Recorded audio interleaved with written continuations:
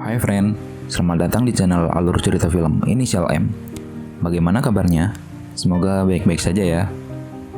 Pada kesempatan kali ini saya akan mengulik alur cerita film yang berjudul Voyager.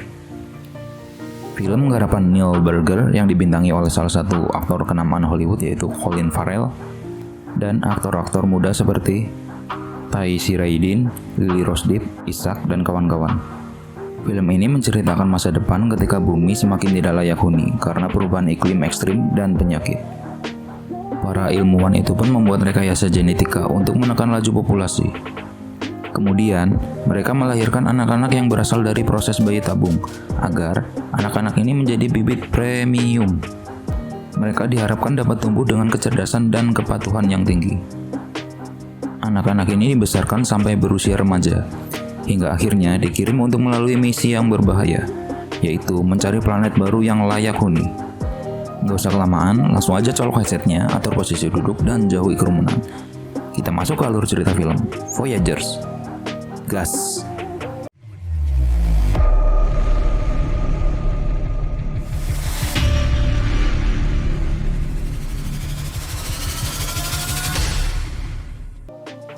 Film diawali dengan presentasi seorang ilmuwan yang membahas tentang operasi penyelamatan generasi manusia di bumi. Pada tahun 2063, para ilmuwan menemukan planet yang layak huni sebagai pengganti bumi.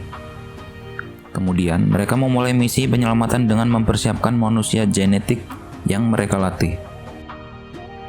Manusia-manusia yang diciptakan melalui sistem bayi tabung, gak pakai gas.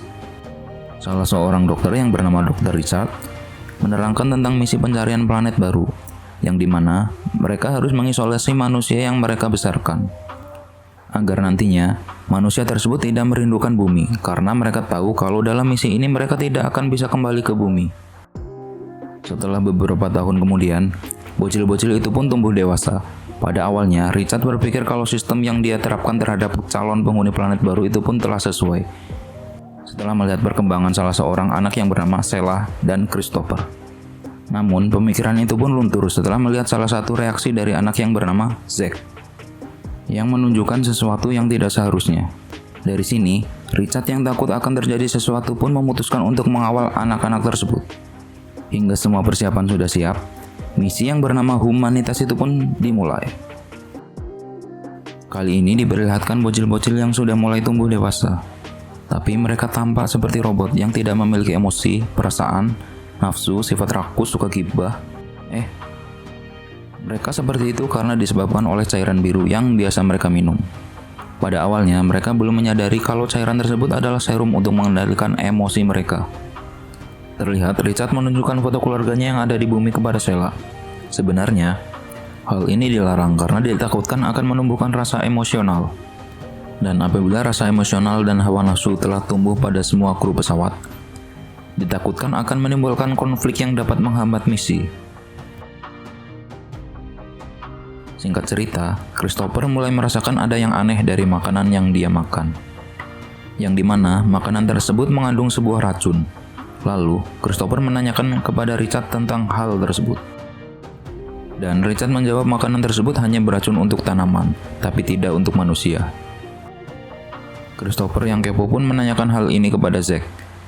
Lalu mereka berdua mulai mencari tahu bersama.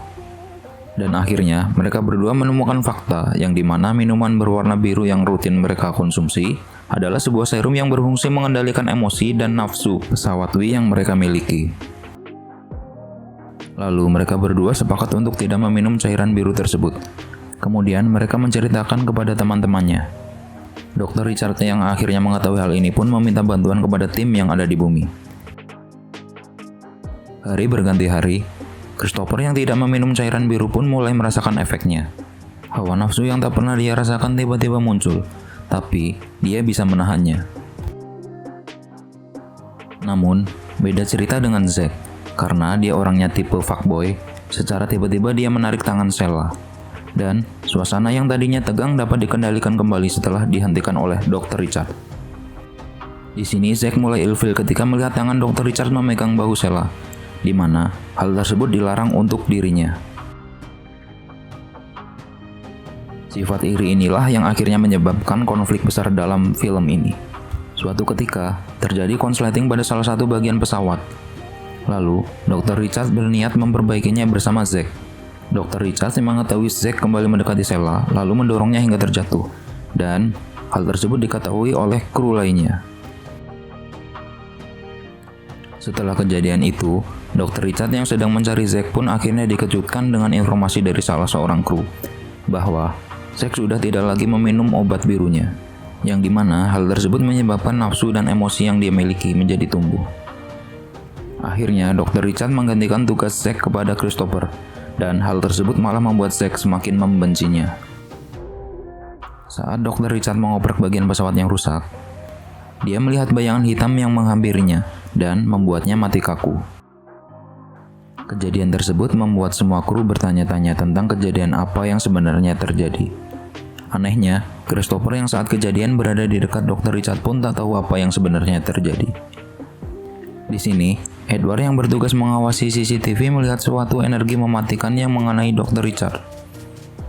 Masalahnya, disk penyimpanan yang merekam kejadian tersebut telah hangus terbakar, sehingga para kru tidak bisa menyelidiki lebih lanjut tentang kematian Dr. Richard.